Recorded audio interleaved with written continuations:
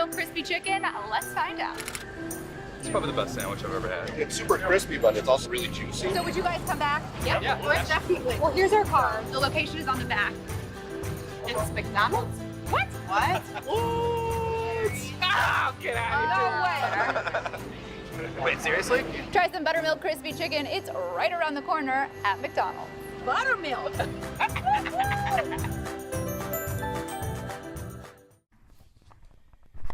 Good morning and welcome to our final football edition of Ask the Coach here on WCLU this morning. I'm Joe Myers, joined by Glasgow head football coach Jeff Garman. Scotty, football season came to an end last night with a 52-18 loss at Christian Academy of Louisville in the second round of the Class 2A playoffs. So Glasgow's season ends at 6-6 on the year. Christian Academy moving on with a record of 10-2. They will face Louisville DeSales in the Region 2 championship game next Friday night back there at Christian Academy High School.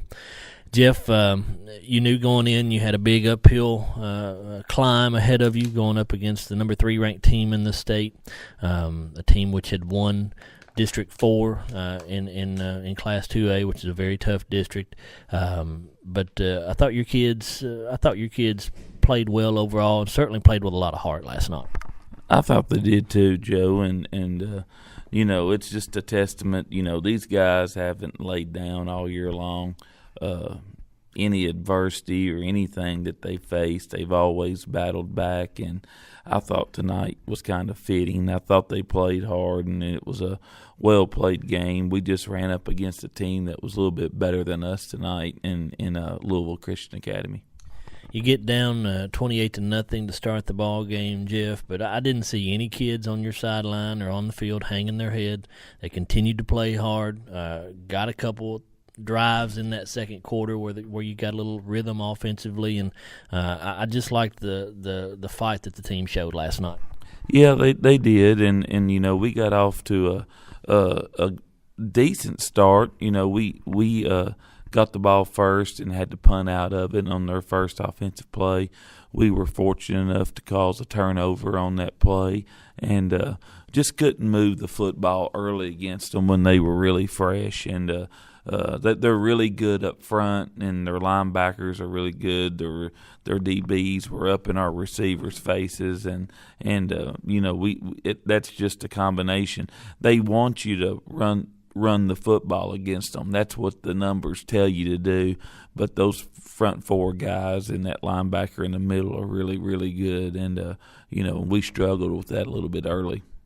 And in a game like that where you're a big underdog going in, you know you're only going to get so many opportunities to make plays, and you have to capitalize on those when you get an opportunity. And as you said, we got an early turnover, and we also had a situation where they had a bad punt snap. We got football at like the 29-yard line in their territory, and we just weren't able to capitalize on either one of those. And when you have those kind of breaks, if you can't capitalize on them when you're a big underdog like that, you're going to have a hard time winning. And that's the difference in the ball game.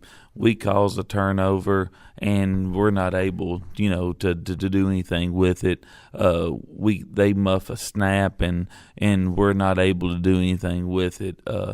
We have 2 turnovers in the first quarter, and they're able to convert them in for scores. So, you know, the game kind of got away from us there just a little bit early. But I liked the composure that our kids kept, and we kept playing and ended up making some really nice plays to get a score down there.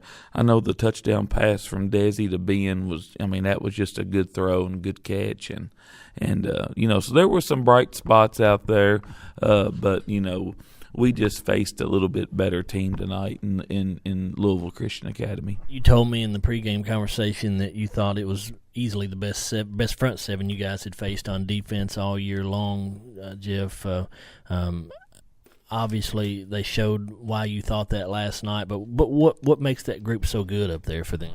Well, that number 80 has a lot to do with it. The Paulson kid, and you know, he just dominates that one side, and it forces you to run to the other side. And they do a really good job of block wrecking on the other side. Don't get upfield real. They don't really get upfield real heavy. You know, Desi had some opportunities tonight to throw the football, and because they don't really get upfield, they play the run and stuff the run. So we were able to get some passes off. It was just, when they're going to just play one linebacker and they've got 5 in the box, that means they're dropping 6. There's just not a lot of area to throw in out there. And we talked a little bit about their freshman quarterback as well, Austin Carr, 18 of 27 last night, 289 yards, 4 touchdowns, no interceptions, did not play much at all in the fourth quarter after the game was well in hand. That kid is going to be a handful the next 3 years, isn't he, Jeff? He's the best freshman I've seen, and not only is he accurate with throwing the football, he's got such good pocket awareness, and there was a couple times I thought we were going to get to him. We had numbers to get to him, and he did a real good job sliding up in the pocket and getting the ball out of his hand. And that they really, I think, added a couple of kids on their team from last year that were freshmen this year, and thought that that the real difference makers in their team this year. And I'm not for sure if those kids. You never know when you're playing like a private school. You don't know if that's a feeder program or if that's 2 kids that showed up or that came from another school, but that were nice, real nice additions for their ball club. And Coach LaFleurs has done a really good job with that quarterback, and he's pretty good. And I watched him against DeSales earlier in the year live, at the game, and he looked pretty good against them too. So it wasn't a fluke. He's a good player, and they do a good job of getting the ball out of his hands, and he's just really accurate. Has a couple of really good receivers to throw it to as well, Jeff. Kyle Llewellyn, 6 catches, 79 yards, just a real athletic kid. Clay Davis, 5 catches, 108 yards and a touchdown. That kid's got really good size and kind of presents some matchup problems for a smaller corner, doesn't it? Really does, and like I said, with number 4, with the Llewellyn kid, he's just so quick. I mean, and when he gets the ball in open field, he's able to go that little bit more. He's got that extra gear, and I think he's a senior on their ball team, so he's a real. You can tell he's a seasoned player, and the other receivers, you got the number 80, the tight end, and the other receiver. Their size is just so big. You don't see kids on an everyday basis out there playing, at this level in 2A with that kind of size.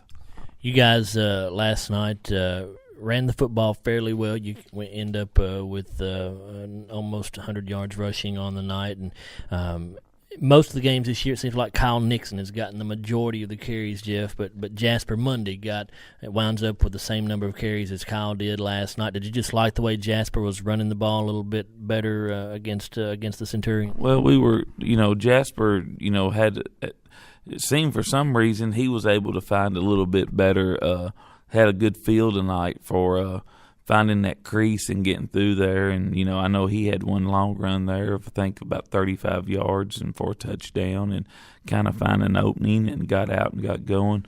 With all of our other rushers, we were getting about 3 yards a carry, and you take that rush off Jasper's, and he's probably only getting 3 or 4 carries tonight too. But we were just trying to alternate in those backs and keeping them fresh, and those guys are. Number 80, when he's crashing down from that end position, I mean, he's bringing a punch too. So you just try to keep the kids fresh and just do the best you can. We'll come back in a minute and look at the drive chart from last night's game. Scotty's season comes to an end with a 52-18 loss to Christian Academy of Louisville in the second round of the Class 2A playoffs. We're back after this on WCLU Sports.